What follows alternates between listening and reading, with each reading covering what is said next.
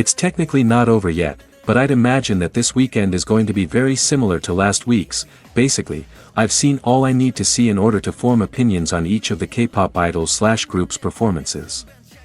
Now, mainly for Blinks, I don't hate any of the Enhypen or Blackpink members, however that doesn't mean I can't critique them or their performances, and I'm allowed to use whatever adjectives I want when reviewing them. Whether my choice of words hurt your feelings or not is up to you, and before you start something I watched all 3 fully through, okay? Unless YouTube screws me over, there should be chapters in the timeline if you want to skip to specific parts or something.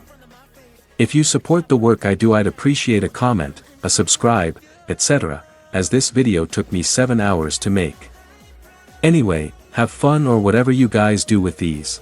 I'm a rock star, I'm a rock star. It's not hype, baby, make it rock hard. Okay, let's start with the good things. She was live, her dancers, costuming, makeup, and hairstyling were all amazing, and as always she has very good stage presence. Now, I'm not one of those freaks that act like Coachella is the most important thing an idol can do, or that she was representing K-pop, just to hate on her. Seriously, most of the Coachella crowd is drunk or stoned. I don't think they're watching her and being like, wow, K-pop sucks, and I'm sure it was fun nonetheless to be in the crowd. However, that doesn't mean that all the problems should just be swept under the rug. Her backing track was so extremely loud that you cannot hear her. I'd say, being generous, 60% of the time she is barely singing, 35% she's simply shouting the lyrics, and the other 5% is when she's actually singing, and let me tell you, her vocals sound very off-key, shaky, unstable and overall, bad. I'm not expecting her to have Wendy-level vocals, it's Coachella of all places, but that being said I expect her lines to be delivered properly. I'd say the worst thing about the performance is her dancing. I know, shocking considering she's often remarked as the best female dancer of 3rd gen. But this was literally just twerk central, like girl you don't need to show the camera your butt every 3 seconds when we know you can actually dance. What happened to her good footwork from Lily film? It genuinely makes me so mad that she keeps letting her talent be squashed into just being able to twerk, when she's a legitimate dancer. She basically just posed and pranced around the stage. And last but not least, just to satisfy my nitpicky side, 4 different outfits for a 45-minute set is insane work. Like, don't get me wrong, they looked nice, but it's just so much in not a lot of time. This doesn't really matter though, I just wanted to point it out. Overall, yeah, this wasn't very good.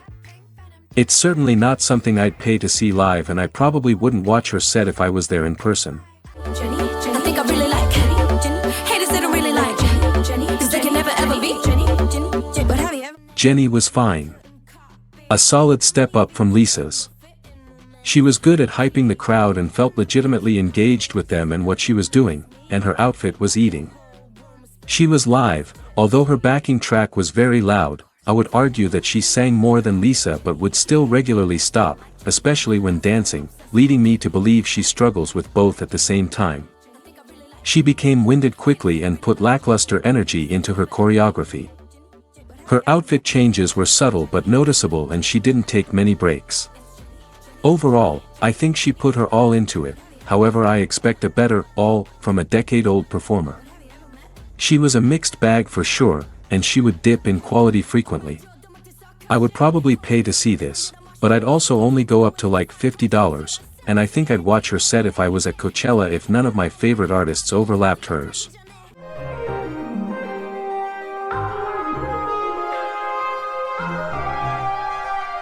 As you can probably tell from my profile picture, I'm heavily biased towards them and there's nothing I can do to change that. I'm not even gonna lie, I made this video originally to just yap about them. To start with my complaints. Oh. That's right, I don't have any. Now my 58,399 positives. I already knew they were amazing vocalists. I think I'd be more surprised if they sounded bad honestly, but that doesn't take away how impressive it is that a 4-year-old group can perform for a 45-minute set with no breaks, while constantly dancing, and not sound winded once. As per usual, their dancing is incredible. Say what you want about Hype, but they have immaculate choreography. Their stage presence is typically really good and this is no exception. They're always energetic but this was insane, they were very a part of what was happening and I think that they seemed very excited to get to be there. You can tell based on how they perform how much practice went into it and that's important. I personally loved their outfits and stage, however, I keep seeing people complain about their set design. Here's the thing, when you are 7 amazing vocalists with great stage presence, you don't need a flashy set to distract the crowd's attention away from the problems with the performer. Sometimes less is more. It's been really annoying to see how jealous Blinks get immediately when someone does even slightly better than Blackpink. Yes, Enhypen had more views on their performance by almost double, they got the achievement of second most viewed performance in Coachella history, only beat by Beyoncé. And that's fine, you don't need to lie about how well Blackpink did, because you're basically showing that you aren't proud of the achievements Blackpink did get, you're honestly just making them and the rest of your fandom look really bad.